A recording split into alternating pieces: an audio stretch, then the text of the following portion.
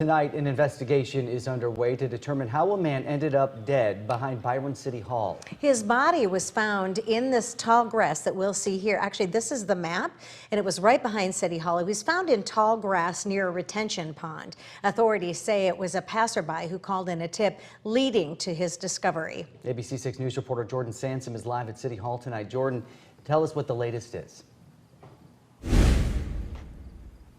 James and Robin, the sheriff's office may know the identity, but authorities haven't released that information publicly. We do know some family and friends of Wade Gordon Jr., the missing Rochester man last seen in Byron back on July 6, were at the scene, some of them in tears.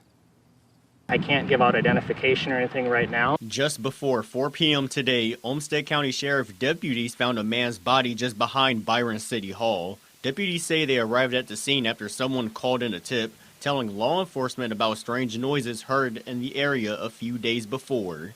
A concerned citizen of the community here approached one of our deputies today and just said that they believe that they had heard some noise. Law enforcement isn't sure why it took as long as it did for someone to call in the tip. Still, a brief search led deputies to a nearby retention pond. That's when they found the body of a dead man.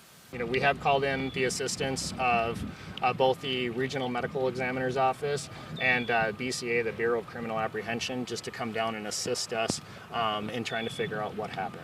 With it being an ongoing investigation and remembering that this is a family member to somebody, we want to be both respectful to the investigation and to any families that don't know what happened yet.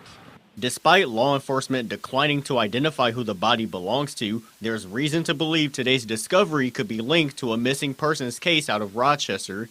Wade Gordon Jr., a father of 5, was last seen on July 6 at Ornia Ingredients, where he worked, which is less than 3 miles east of City Hall. He's described as a kind, generous man who's strongly devoted to his family. He's never been the type of person that has been like, oh, I'm gonna up and leave and just talk to nobody, not even his family. Like he's a family man. That's how he's always been. Surveillance video from that night captured the last time he was seen and shows him leaving his job on foot and walking in the direction of the City Hall building. Wade's family and friends were at the scene today, visibly upset. Still, the identity of the body is still unknown, but law enforcement says they're grateful that someone stepped up.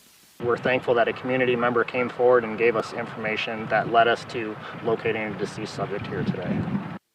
The sheriff's office wouldn't say how long the body had been there or if there were any visible signs of injury. We expect to learn more once an autopsy report has been performed and the man's family has been notified. Live in Byron, Jordan Sansom, ABC 6 News.